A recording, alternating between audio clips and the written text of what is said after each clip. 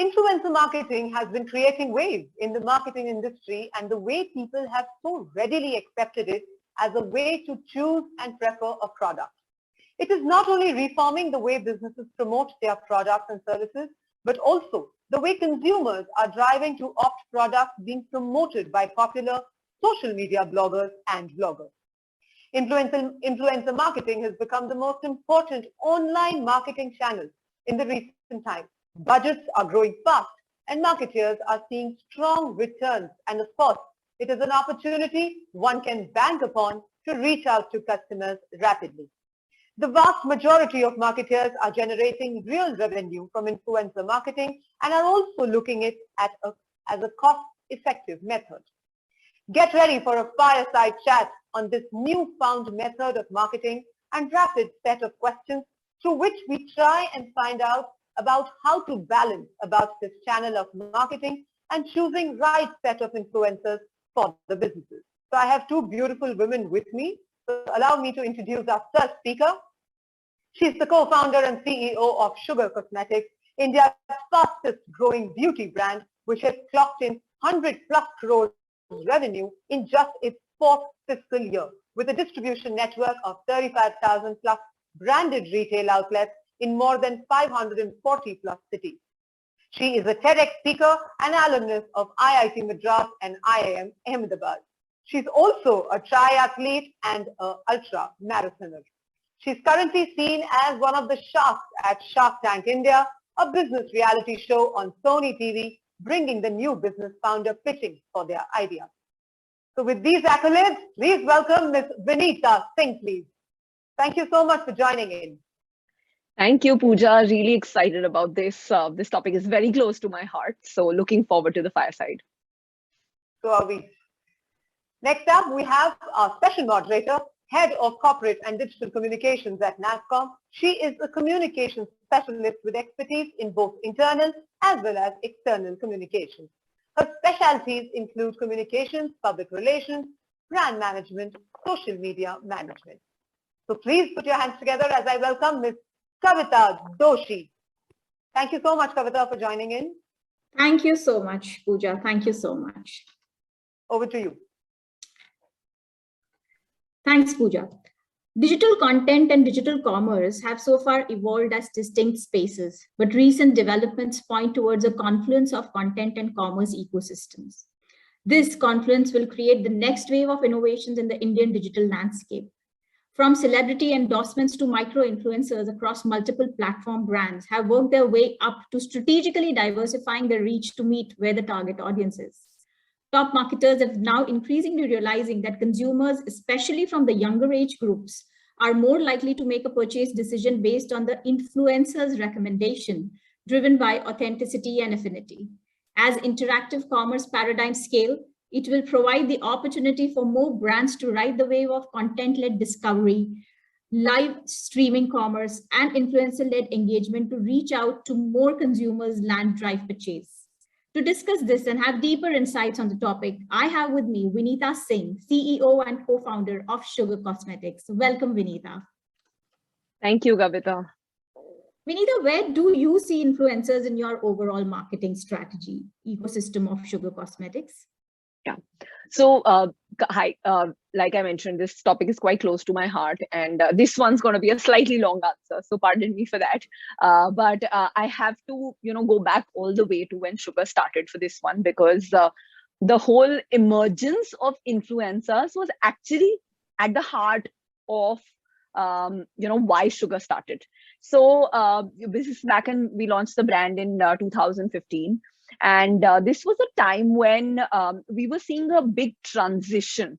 And, you used two very important words, authenticity and affinity. So we were seeing a transition where young women, millennials and Gen Z were moving away from getting heavily influenced by the celebrities they saw on television for what they should buy and what they should wear, to wanting to discover real women who they could find more relatable. So the whole authenticity of a celebrity recommending, say, a lipstick was getting questioned because, these young women are very smart. They are independent. They are fierce. They know their mind. And they would say that, okay, this celebrity has like perfect skin. She has perfect hair, perfect features. She has everything at her disposal from makeup artists. So she can't relate to my problem, right? I am somebody, say, for instance, with a deeper skin tone. I have my own skin flaws. I want to learn how to wear makeup that will work for me as a person.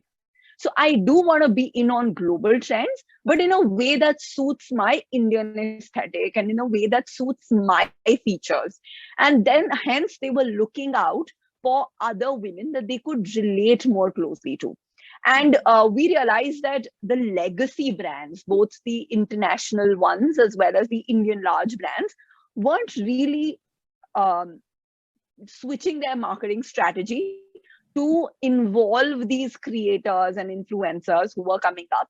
And they were still stuck in the old ways, where they were not only using traditional media marketing channels, but they were also creating products based on those traditional marketing channels. So, products that worked only for a smaller set of people, which is basically, the mass consumer, so to say.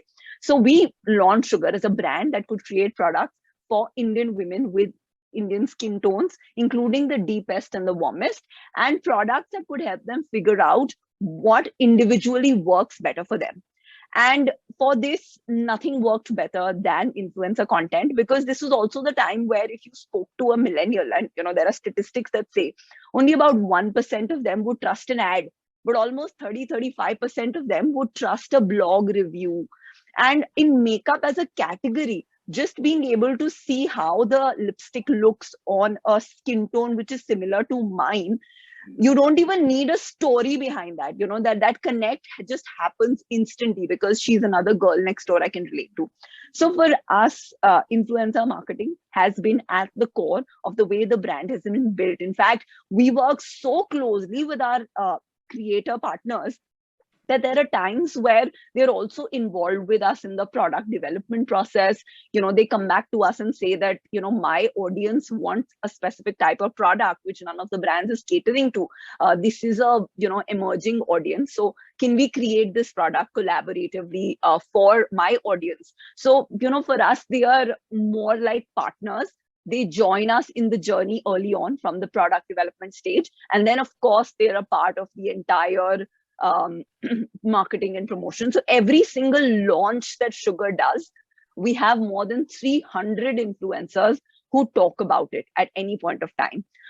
We see that, the return on the marketing spend through influencer marketing for us is more than 10 to 15 times any other category. Of course, the spends are smaller because as a brand, we work with more authentic influencers who are typically smaller in scale. So I'll talk later on more about how we approach the whole selection process.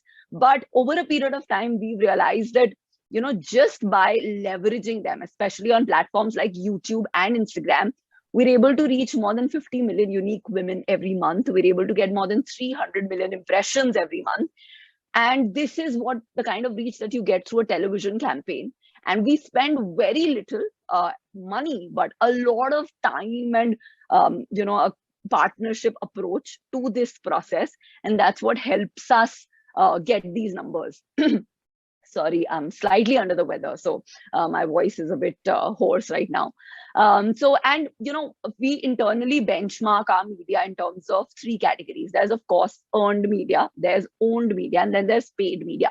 Now, paid media is primarily all the performance marketing and what you're paying, like Facebook and Google. And we've realized that, that is because you're dealing with the algorithms of a Facebook and Google, and they are very smart. They will ensure that your cost of acquiring the customer keeps going up all the way till it reaches your average order value. So, that's not where you can scale. So the 2 media properties that we're obsessed the most with are earned media and owned media. And within this earned media is the whole influencer and creator economy. So I think that's what we do. We also try to, work more with influencers who are authentic. So it doesn't matter what scale they are at. In fact, we prefer the smaller ones because, you know, they have much better engagement, and, you know, they bring out the whole authenticity a lot more. But, you know, we also sometimes do awareness campaigns with the larger influencers. Great, thank you so much. I think a very interesting story on the inception of Sugar Cosmetics itself here. So, you know, from then to now, what is the kind of shift that you've seen, Vineeta, in this space of influencer marketing? So I think, you know, this is the one thing is that, of course, it's become more mainstream. So you wouldn't see FMCG brands, you know, 5-10 years back talking so actively about it. Now, I think almost 70-80% of the brands, including the legacy brands, are investing in this. And on the other side, there is like a big explosion of the number of influencers and creators that have come up in the last 4 to 5 years. So I'm very happy that this you know, has been recognized as a meaningful marketing channel from, you know, from like the larger companies, because unless they start putting in their budgets behind it, it becomes very difficult for these influencers to sustain themselves. So, but the interesting thing that I've seen emerge now is that while this has become more mainstream, there has been also space created for certain niches. So like I mentioned, right, like deeper skin tone women, like there is an influencer who just creates content for them in terms of what they should wear, what kind of makeup they should apply, and so on. Similarly, you know, body positive influencers, skin positive influencers that accept their skin flaws, they do not use filters. So I think the emergence of niches that we've seen happen in the last 2 to 3 years especially has given more opportunity for younger brands. So, you know, these digital first brands that are emerging, they are able to solve problems better for certain niches. And for that, they don't even need to spend on a category A influencer with 1 million followers, because they can directly work with these influencers that cater to that niche. Similarly, I think the other big trend, of course, that we've all been seeing is the short format video. So it started with TikTok, and then YouTube Shorts and Instagram Reels. And even though TikTok's now banned, between Moj, which is the vernacular platform, and Instagram Reels and YouTube Shorts, I think the highest engagement that brands are seeing is on this short format. So, you know, there is this big evolution where we used to have these traditional influencers who would write long blog posts, and where language became like a sort of barrier, and you had to have perfect language to be able to communicate your view on a certain product. That has moved to, you know, you don't even need to, you know, you just need a video where you can use the background sound that is given to you by, say, Instagram or YouTube or TikTok, and you can create this, because at the end of the day in India, for consumers, what works most as content is something that mixes education and entertainment. And I think these two, education and entertainment, will never go out of style. So it doesn't matter what is the product that you're creating, you have to figure out a, you know, interesting short format way, video way, to have that education and entertainment mixed into it, and then, you know, that'll help you maximize your engagement. And the other thing, of course, is that you know, in the last 18 months, we've seen a lot of time spent on mobile. That's gone up because, you know, people are isolated, so they are spending so much more time on their smartphone. In India, I mean, 700 million people have access to smartphone. This is phenomenal for marketers, right? Because at the end of the day, you know, these numbers are going to begin to start competing with the kind of television penetration India has. And, you know, on these smartphones, you're obviously also able to personalize the content. So I think this, you know, for a brand like us, pre-pandemic, we used to see about 180 to 200 million impressions. That's gone to 300 million without any additional spend. So I think we've grown 1.5 times in our engagement, primarily on the back of women spending more time on their phone. So I think that's the other thing that's resulting in more and more influencers. This market itself is now apparently 1,000 crore industry, the whole influencer marketing industry. So yeah, I think apart from us, you know, there are all people from all industries talking about technology being at the center stage for everywhere. You spoke about the categories of influencers, Vineeta, here. You know, so what do you look out for an influencer when you choose one? Yeah. So for us, our learning has been that content is queen, right? Content is the most important, and the lot of brands try to create like average content, and then they want to spend in like a lot of money in distributing it by, I want it to become viral, I want 1 million views, 2 million views in a day and so on, and then I'm going to spend like 1 crore. I think our realization is that when you put like what content works for your consumer at the center of your creation process, then you can dramatically cut down the amount that you would spend in distribution. So I think hero content is at the heart of our strategy as far as figuring out influencers. So we're very clear that we only work with influencers who are going to put in the time and the effort and have the patience to create something which will be world class. And for us, it's actually, it doesn't matter how many followers you have, because at the end of the day, the way we look at these influencers, it's not really as just an influencer, but a sort of a creator or a collaborator, right? So for us, on our like Instagram, for instance, we have about 1.8 million followers. Only 1:6 is the ratio of the content that we create in-house versus what we create with our partners. So for every one post that a sugar creates in-house, there are 6 that are created by our content partners, which are our creators, and which is why we need this content to be very high quality. Now, what we have realized over a period of time is that the larger mega influencers, more than 1 million followers, although they can help a brand build awareness, they will never spend in as much time and effort in creating the brand story as a young influencer who's waiting to get noticed and who's waiting to build a large followership would do. So for us, the micro influencers, the smaller ones, work better. So in fact, we have almost like a talent agency in-house that is constantly scouting for fresh influencer talent, where we identify these young ones who are in the 5 to 10,000 range, but have very high quality content. They're authentic to their consumer in terms of, creating stuff that will add value to their consumers' lives. And we work with them, and then they become big. When we start promoting them on our 1.8 million page, then they become big, then they become 100,000, 200,000, and then they come back and then they say that, okay, now I can't spend as much time, and I'm going to charge money, and then we are not able to work with them. But then we find the next lot.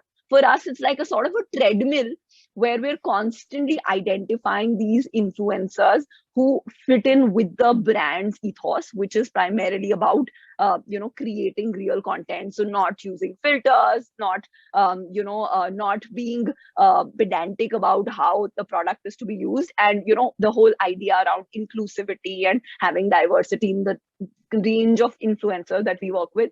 So that's the one thing. And the third thing is that we do a very thorough recce before working with an influencer. What happens many times is that there is, I won't call it influencer fraud, but there is sometimes you get drawn to these influencers only to realize when you see their comments and engagement that they don't have the kind of audience that is relevant for a sugar.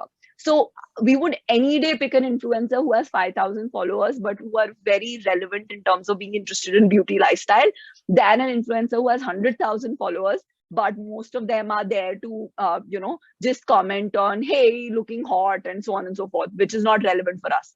So the other thing that we do is a very thorough recce of the kind of engagement, because for us, these influencers are coming in the whole, like you have the awareness, consideration, and conversion funnel. These influencers for us come in at the consideration. So we want them to drive consideration of the brand sugar, which means that whole authenticity and affinity, the 2 words that you mentioned earlier, are very important. So we work with influencers who have very good understanding of what their audience is, are thus able to drive better engagement, and of course where they know that they're going to create content which makes a lot of sense for their consumers, because that content will automatically fly. Great, thanks. Do you remember any one such influencer marketing program that just changed everything for you? Lots of them have actually done phenomenally well, but 2 of them in the last 12 months.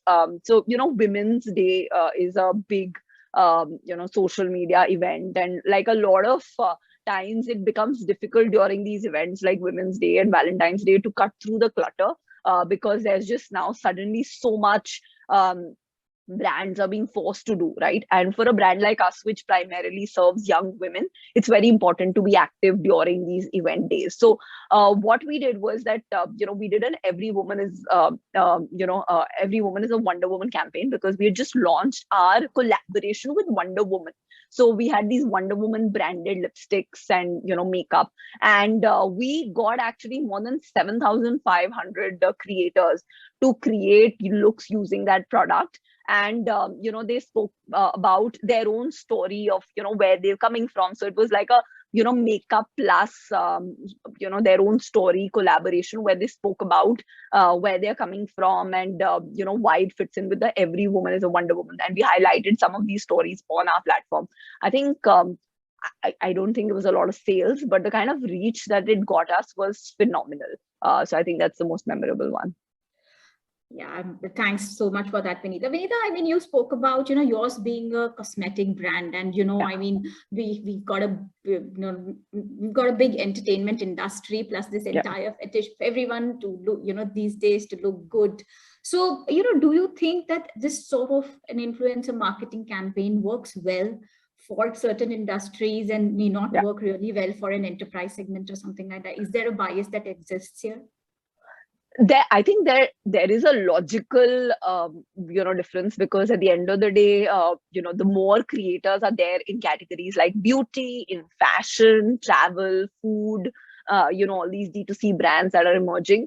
So some of these categories, I think, are just generally work better because they're also very visual. Like for us, the whole idea of Instagram working so well is that it's a visual storytelling platform, and we are a brand that creates gorgeous looking products that help you, feel unstoppable once you wear them. So, the fit is just great. I can understand that there are certain categories like finance, like education. For some of them, influencer marketing may not work so well. And like you rightly mentioned, enterprise, I think any kind of services. But I've seen that in the last 12 months, there is this whole explosion that's even including some of these categories. Like, for instance, I mentioned finance. Right now, finance is typically, fintech is a category where influencer marketing is rarely going to work, because who's going to like talking about numbers? But in the last 12 months, I've seen so many influencers talk about, say, personal finance. And the engagement on those posts are so high. And, even niches like personal finance for women, for young people, are gaining so much traction that I feel that in the next 10 years, everything, including like rocket science, will have like a, influencer who's sort of milking in those categories. I completely agree there, Vineeta. Now the place that you are in here, just one last question in terms of where do you think this space 5 years from now? I think there's so much action happening in this space.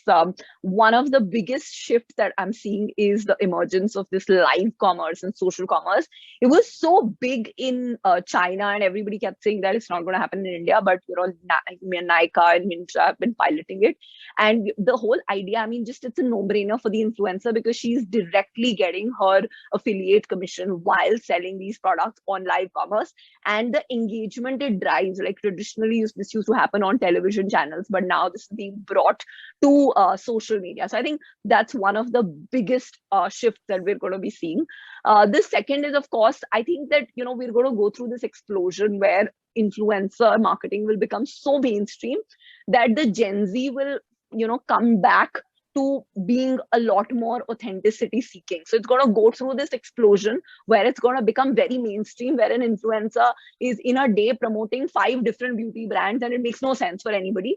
And then, suddenly the Gen Z audience is going to wake up and say that, this is bullshit, right? This is just like celebrities do, and I want authenticity. And then we're going to go back to valuing influencers who are authentic, who are honest, who are, actually only endorsing products that are genuinely relevant for their consumers and that, they themselves use. So I think the shift is going to go back to authenticity. And then, of course, third is technology. I mean, the whole virtual reality, I think there'll be metaverse influencers, and there's going to be a lot of AR, like, brands like us will have like influencers using augmented reality filters to, recommend certain lipsticks and create different looks. So I think these are the 3 big shifts that I feel will happen in the next 5 years.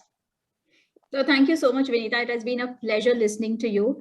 And I think, yes, guys, if you don't think this space is already exploded, wait for the explosion, wait for metaverse to set in. Content and technology still remain the king and the queen of the space. Thank you so much. Thank you, Kavita.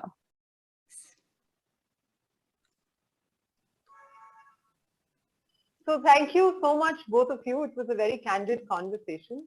And I have to say this, Vineeta, that when you started with the first question that Kavita had asked you, when you started with your journey, I think the intention was so beautiful and it was so not cliched. It was so different that the level of thoughtfulness that you had to reach out to so many people who are perhaps in their homes and are a little scared that how would we even reach out or go there. We'll never be able to even forget competing, not even reach there. So I think that thought is something that I could take back from this entire conversation that you had. So many congratulations and all the very best for your future. And having said that, Kavita, thank you for such basic but yet very important questions. It clearly shows that every question was like that. It was answered so clearly that everybody in the audience will sort of resonate and understand and will sort of feel that, wow, this is so encouraging. So thank you very, very much, both of you, for your Thank you so much. time and all the very best. Thank you. Thank you, Kavita. Thanks, Pooja. Thank you. Bye. Thanks, Vineeta. Bye. Bye-bye. Bye.